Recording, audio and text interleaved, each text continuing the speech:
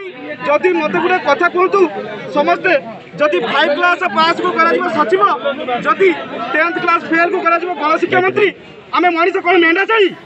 नमस्कार बंधु मु आपणक प्रिय सागर सागर्स ब्लेसिंग मोटिवेशन तरफ आपन स्वागत जनाऊँ।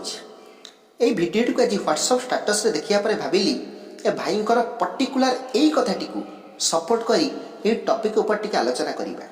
आउ थरे सुनी दियंतु ए भाई कोन कहिले। जदि मत गोटे कथा कहतु समस्ते जदि 5 क्लास पास को करा सचिव जदि 10th क्लास फेल को करा गण शिक्षा मंत्री आम मनीष कौन मेंढा छाड़ी। सतरे बंधु कहिले आमे कोन मेंढा छेली गोटे पियोन पोस्ट पाई आमको एग्जाम देबा पाई पडुछि। Math reasoning English history geography economics physics chemistry biology state country world GK सब किछि पढ़िया पाई पडुछि।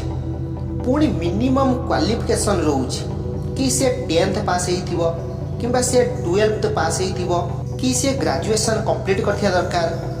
पियोन पोस्ट पाई एग्जाम भी होउछि मिनिमम क्वालिफिकेशन भी रहउछि किंतु पूरा देशर सिस्टम को चलाया पाई नेता मानकर कौनसी एजुकेशनल क्वालिफिकेशन आवश्यकता नहीं कि कौनसी एग्जाम मध्ये आवश्यकता नहीं माने नो एग्जाम नो क्वालिफिकेशन। सतरे कहिले बंधु ये कौन पातर अंतर होउनी ये कौन अन्याय होउनी। जदि राजनीति करिबाटा गोटे सेवा तेबे सैलरी कोन पाई दिया जाउछि। अच्छा जदि सैलरी दिया जाउछि तेबे मिनिमम क्वालिफिकेशन कोन पाई रहउ नाही एग्जाम कोन पाई हो नाही। जेपरी गवर्नमेंट जॉब पाई पोस्ट बाहरची मिनिमम क्वालिफिकेशन रहउची एग्जाम भी होउची ठीक सही परी राजनीतिर प्रत्येक पदवी पाई एपरिक वार्ड मेंबर ठार आरंभ करी प्राइम मिनिस्टर पर्यंत सब पोस्ट पाई एग्जाम हेबा दरकार आउ मिनिमम क्वालिफिकेशन भी रहिया दरकार कि सरपंच पोस्ट पाई सही माने अप्लाई करि परिबे जे माने 10th पास करथिबा दरकार। चीफ मिनिस्टर पाई सही माने अप्लाई करि परिबे जे माने पीएचडी करचंती से जे कोनसी विषय भी होंतु। प्राइम मिनिस्टर पाई सही माने अप्लाई करि परिबे जे माने बॉर्डर रे ठिया हुई माटी मा पाई 2 वर्ष सेवा करिथिबे।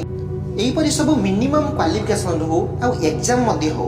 हां से एग्जाम मध्ये लाइव टेलीकास्ट हेबा दरकार। से एग्जाम को जेपरि घरे बसी के समस्त देखि पारुथिबे करप्शन जेपरि हबो नै लाइव टेलीकास्ट हेबा दरकार। समस्त सैलरी उपर टैक्स लगुच टैक्स कटुच किंतु राजनेता मानकर सैलरी उपर टैक्स कटु नहीं कि टैक्स लागु नहीं। जो माने जज अछंती विचारपति कोर्ट रे तांकर मध्ये सैलरी उपर टैक्स लागु नहीं। ये सब कोन पाई ओ तेलिया मुंडर तेल एया ना बंधु मु जा कहूची टिके विचार करिवे टिके विचार को नेबे। एक्चुअली सोसाइटी कंट्री वर्ल्ड एते डेवलप कलानी आमे स्मार्ट बोली कहउचंती स्मार्ट फोन भी धरुचंती किंतु ये सब तो परिवर्तन हेबा निहाती दरकार ना।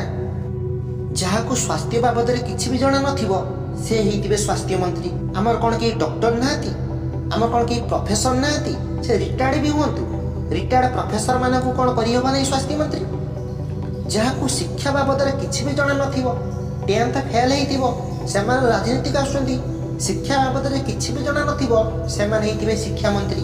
केही एजुकेटेड पर्सन कोन नाहती शिक्षा मंत्री हेबा पई के लेक्चर कोन नाहती के कोन प्रोफेसर नाहती मंत्री हेबा पई। समस्त कहउचंती एठी गणतंत्र शासन चलछि क्षमा करिबे आज्ञा यह संपूर्ण मिछ। एठी जे शासन चलछि ता हिटलर एकछत्रवाद शासन ठरी भी आउरी भयंकर राजा ब्राह्मण जमीदार शासन ठरी भी आउरी निष्ठुर। आमे कहउचंती आम देश विकास होउछि स्मार्ट होउछि किंतु वास्तविक ए होउछि विकास चित्र आज्ञा। अनेक गाँ को एपर्यंत बिजुली भी जाई नहीं से आलोक कोण एपर्यंत जानी नाहती। अनेक गाँ रे एपर्यंत रास्ता नहीं वर्षा दिने जीवासिया करिया पई से असुविधार सम्मुखीन होउचंती। अनेक गाँ अछि जोटी नदी अछि किंतु ता ऊपर ब्रिज नहीं लोक माने से पानी रे पसी जीवासिया करचंती नहले से माने काठरे पुल निर्माण करचंती जीवासिया पई। अनेक स्थान अछि जोटी कि मेडिकल नाही स्कूल नाही बेसिक नीड्स किछि भी ताकर फुलफिल हेइ पारु नाही। ए होछि विकास आमे पुणी गर्वेर कहउचंती आमे स्वाधीन हेइछु। समय आछि बंधु एक होंतु विरोध करंतु जोटा भी आपन भूल लागुछि।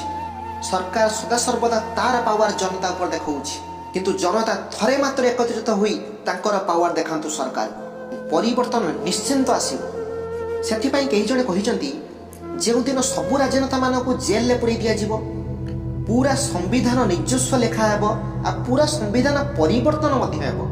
राज्ୟରେ ହେଉ ବା ଦେଶରେ ହେଉ ଗୋଟିଏ କିମ୍ବା ଦୁଇଟି ଦଳ ରହିବ।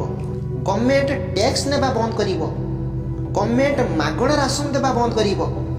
ଆଉ ରାଜନୀତିର ଯେତେ ସବୁ ପୋଷ୍ଟ ଅଛି ପଦବୀ ଅଛି ଭୋଟ ମାଧ୍ୟମରେ ସିଲେକ୍ସନ ନ ହୋଇ ଏକ୍ଜାମ ମାଧ୍ୟମରେ ଟପର ମାନଙ୍କୁ ସିଲେକ୍ସନ କରାଯିବ। ହଁ ସେ ଏକ୍ଜାମ ମଧ୍ୟ ଲାଇଭ୍ ଟେଲିକାଷ୍ଟ ହେବ। ସେହିଦିନ ଏ ଦେଶର ଜନତା ନ୍ୟାୟ ପାଇବେ। ସେହିଦିନ ଏ ଦେଶର ଜନତା ଖୁସିରେ ରହିବେ ଆଉ ବେକାରୀ ସମସ୍ୟା ନିଶ୍ଚିନ୍ତ ଭାବରେ ଦୂରୀକରଣ ହେବ। ବନ୍ଧୁ ଆପଣ ଶେଷ ପର୍ଯ୍ୟନ୍ତ ଶୁଣିଥିବାରୁ ଆପଣଙ୍କୁ ମୁଁ ହୃଦୟରୁ ଧନ୍ୟବାଦ ଦେଉଛି।